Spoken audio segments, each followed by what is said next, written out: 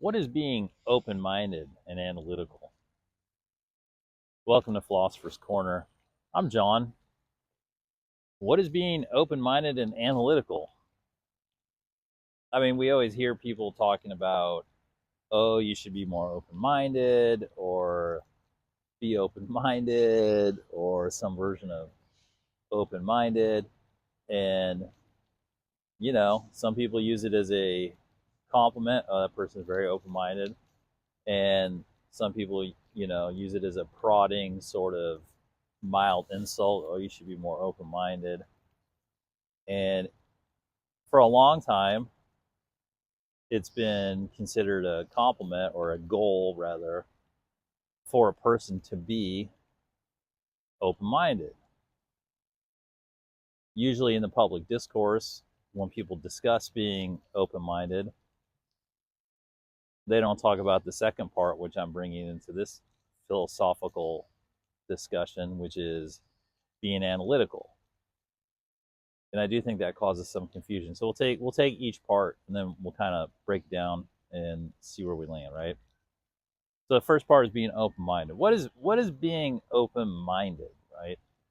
So the general idea of being open-minded is that as a person, we have a mind, and we'll do that in another video. A mind briefly being just sort of the set of intellectual information that we have access to, and the way we've built the information in our intellectual sphere that creates our worldview, both conscious and unconscious. Generally speaking, that's our mind that we have access to. And so when we're discussing being open-minded, the idea is that in the systemic process of onboarding or intaking information into that sphere, into that intellectual sphere that goes into our mind,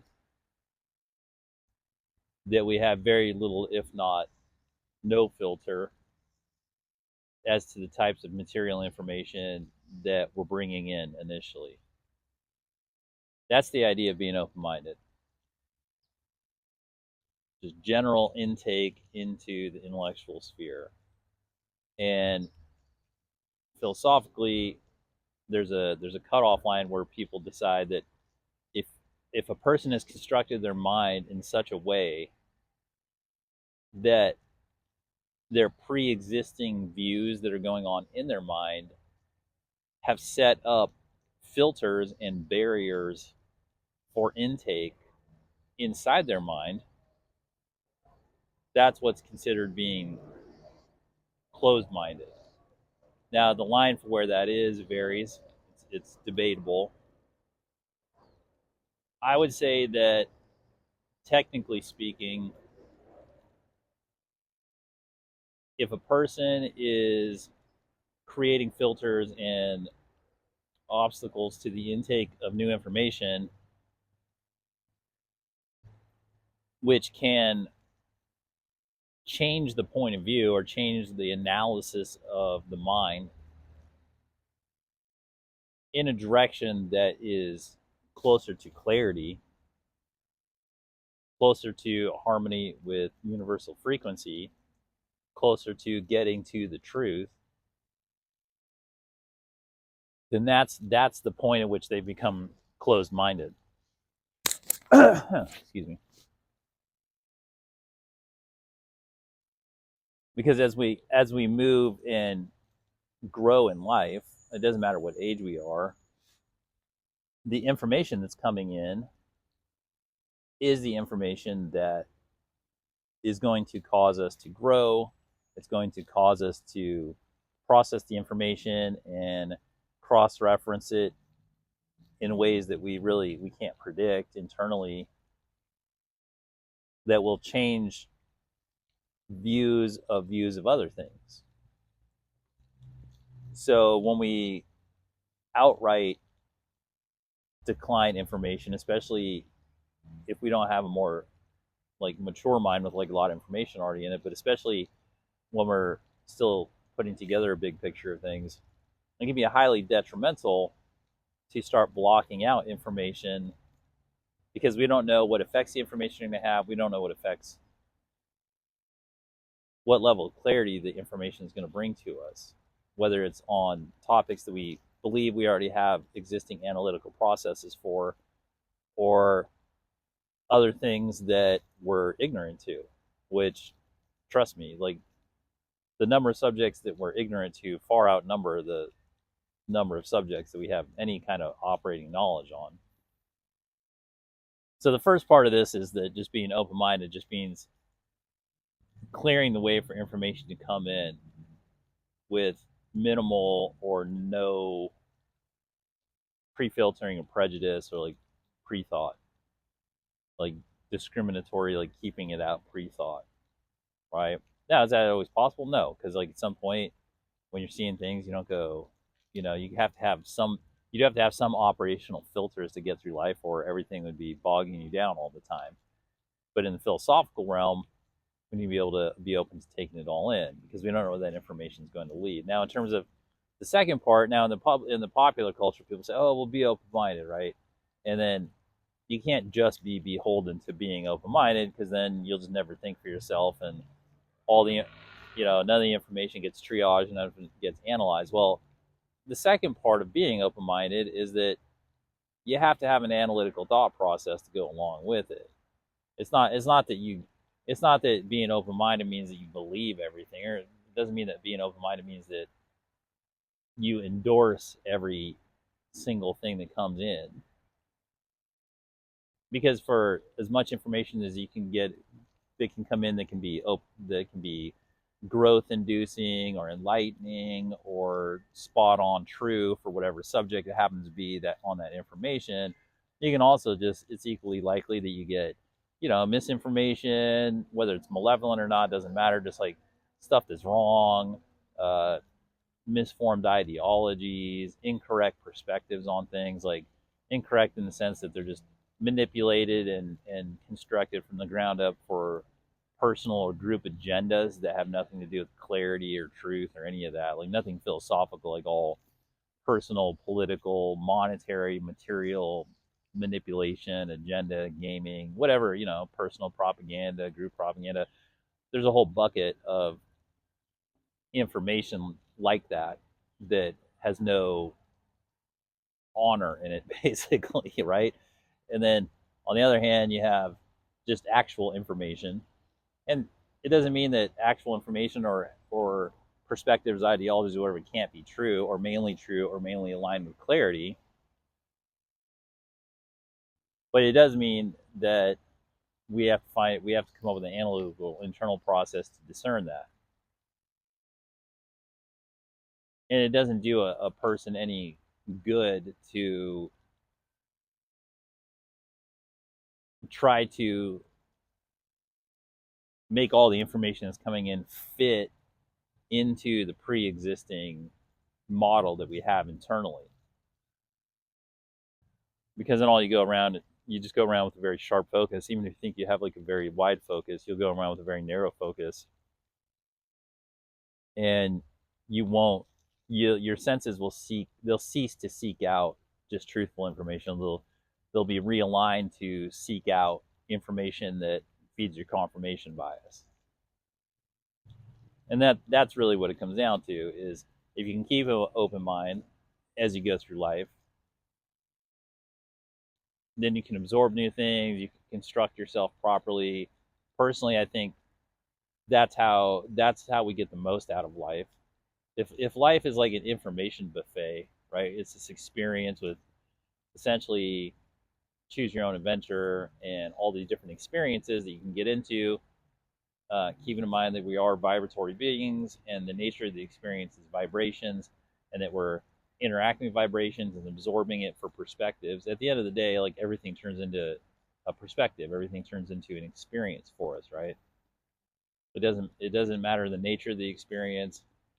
At the end of it, it all turns into some mental concept, like a memory of an experience that we have, and our ability to sort of process it into some way where we see and experience some sort of coherent meaning out of the experiences. And however we do that is up to us. You know, whatever baseline analysis that and concept and perception that we're working with in relation to the experiences of life that we're having, that's dealer's choice. So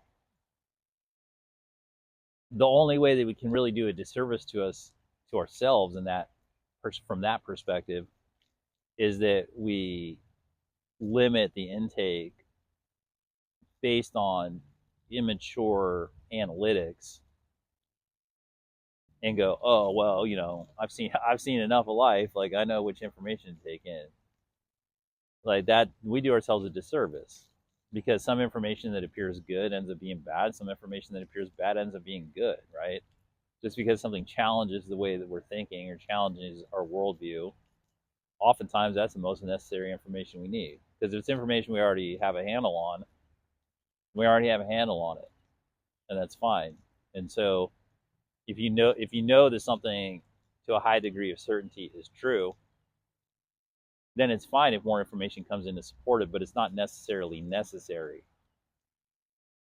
So in fact, being open-minded ends up kind of being an ability to scan the reality for information that you were just unaware of prior to, and that is where the chief utility of being open-minded comes into.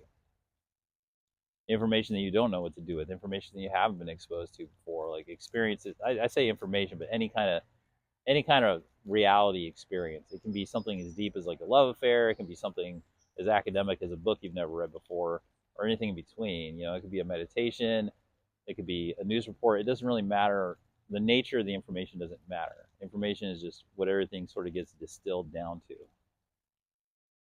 So in that regard, having an open mind is the greatest divining tool that you can have, because you can only truly have an open mind. Well, I won't say only, but I feel like the best way to have an open mind is to be secure in your analytical process, to know that internally you can process your interaction with life regardless of whether you like the outcome or not. Because usually people who start to narrow their minds do so typically because they're trying to alter their outcome of what they're discerning from reality, and thus living in delusion, because they'll just cherry pick information that keeps them living in the version of reality that they've constructed internally, which isn't necessarily supported by reality because it's not true. And if you get outside of a certain degree of clarity of working within the truthful stream of things in the reality, then you start living in delusion. And narrowing one's mind can have this weird effect of only using your mind to confirm your delusion and not live in reality. But then you also think that like you're doing really well, because then some people also, once they get to that stage, they become very vocal about how everybody should have an open mind. I mean, they're projecting, but then they'll tell people, oh, you should have an open mind. They'll even get like very militant about it to keep people from letting them know that in fact they have actually narrowed their mind and they no longer can take in broader realities for processing, which lead to the truth. So in order to have an open, like a truly open mind, it needs to come from really one of two places. One, if you're just comprising your worldview, it comes from a place of exploration and curiosity and honesty and sincerity and authenticity, of knowing that you're in the process of creating your internal processing system for life, and that you know that you need to expose yourself to everything because you don't know what's going on, and that you're willing to be wrong or right about certain things, but you just want to find out how to figure out how to be right or wrong about things. And it's all right, and you're going to go where it leads you, and you're going to go where it takes you. And there's a certain amount of innocence and naivete and self-awareness and humility and honesty that accompany that type of open-mindedness. And then there's the open-mindedness where once you do have your analytics and you have a decent degree of certainty with your navigation into the unknown, of taking in information from the reality and processing it properly to a point where it's not just you, but you have outside counsel, both the reality and other people and other metrics, letting you know that you're getting on track with seeing things for what they are. That's a deep security. Like then you're a secure person internally, because people can tell you things and you don't have to reject them. You can listen to it and then analyze it and then determine that it's, it's either true or not true, but it doesn't push you up in arms, and it doesn't make you shut down your mind, and it doesn't make you have negative thoughts about people, because you can see it for what it is. If in this scenario, if you have a proper, secure, analytical internal process, and somebody comes up to you and they're an ideologue, and they have a very narrow mind about a subject, and they're very passionate, because usually ideologues are, because they don't have full spectrum emotions to work with. They don't have, they can't be chill about everything, because they typically put all their eggs in one basket. And if that person comes to you and they tell you that they have put all their eggs in one basket, and they really need you to think like they think and narrow your mind, and they give you a lot of good reasons, um, you can comfortably sit there and see what's going on and go, okay, cool. This person's gotten to this point, and I'm listening to it. And it doesn't even mean their information's wrong. It doesn't even necessarily mean that their analytics are wrong. It's just the level of the focus they have on it in relation to the reality itself can be analyzed. Like, oh, is this in balance with the rest of the reality that's going on? Is this like this and this and this? And when one views it from that perspective in a secure way, then the analysis of the process becomes even more, everything basically becomes enlightening. To be able to handle, the good with the bad, the true with the untrue, the sincere with the insincere, to be able to handle just the polarity of it, the yin yang, in the present moment, knowing that everything has a bit of both. You'll get to moments of balance, perfection, but generally speaking, everything's got a bit of the both, trying to balance itself out. That seems to be one of the internal motivating mechanisms for life.